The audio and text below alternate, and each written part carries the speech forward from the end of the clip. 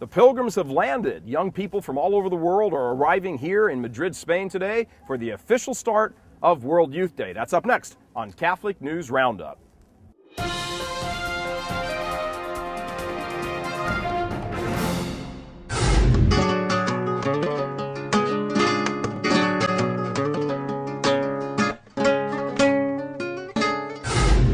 Hello everyone and welcome to this edition of Catholic News Roundup. I'm Matthew McAuliffe.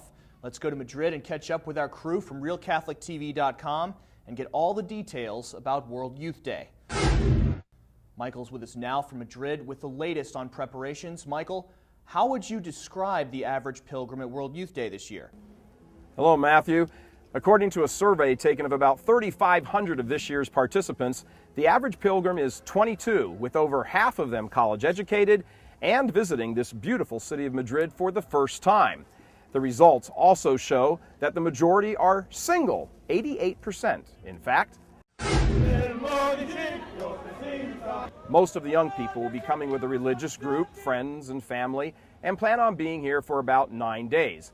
They'll be bunking in youth hostels or sports centers, as well as in parishes and with host families. As for their motivation, the pilgrims here who've been interviewed mentioned that they would like to spread the message of Jesus Christ and show their commitment to the Catholic Church.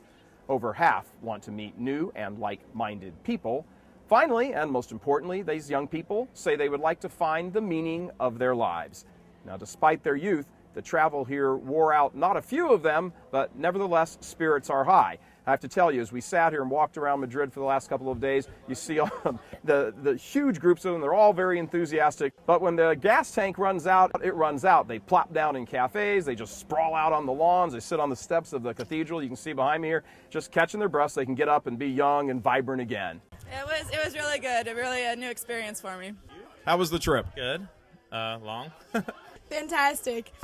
It was good. I've enjoyed it so far. I enjoyed seeing all the old churches mostly. A bit tired, but really full of energy because we've reached Spain now, so it's really exciting. And we've already met people, other pilgrims, so we're filled with energy and we're ready to see the Pope and excited for more. Well, our trip was 48 hours, but it was only supposed to be 12 of traveling, so our flight got canceled.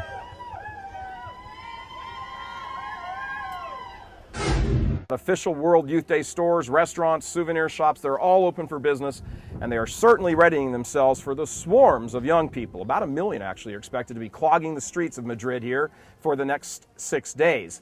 The pilgrims will be able to find anything they want here, from typical tapas, which are very good by the way, Spanish cuisine, to the American fast food chains. A little side note here, our RealCatholicTV.com crew went out the other day to get a little bite in the late afternoon and ran into our first bit of Spanish culture, the siesta.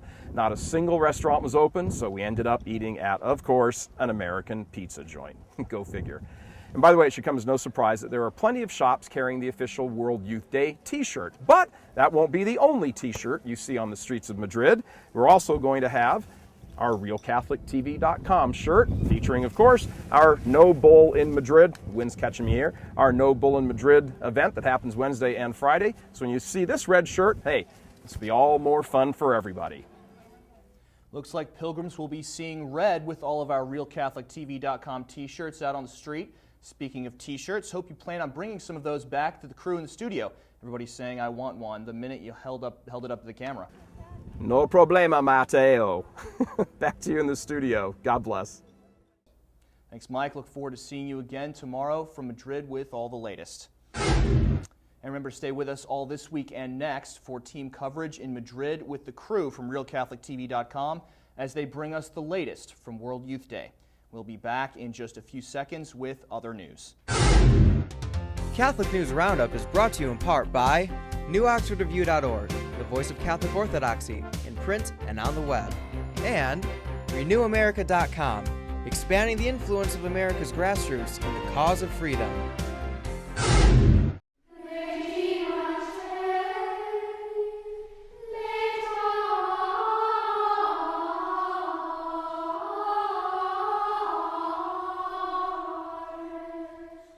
Gregorian chant at World Youth Day. That is the beautiful sound of children's voices coming from the St. Mary's Student Schola from Norwalk, Connecticut. The choir, whose members have an average age of 12 to 13, sings so well, they are going on tour at the invitation of the Primate of Spain, the Knights of Columbus, and the Sisters of Life to sing in several locations, as well as for the main English-speaking masses at World Youth Day. The masses will be held in the Palacio de Deportes, which seats over 15,000 people, and will be accompanied in some of their pieces by the Sisters of Life.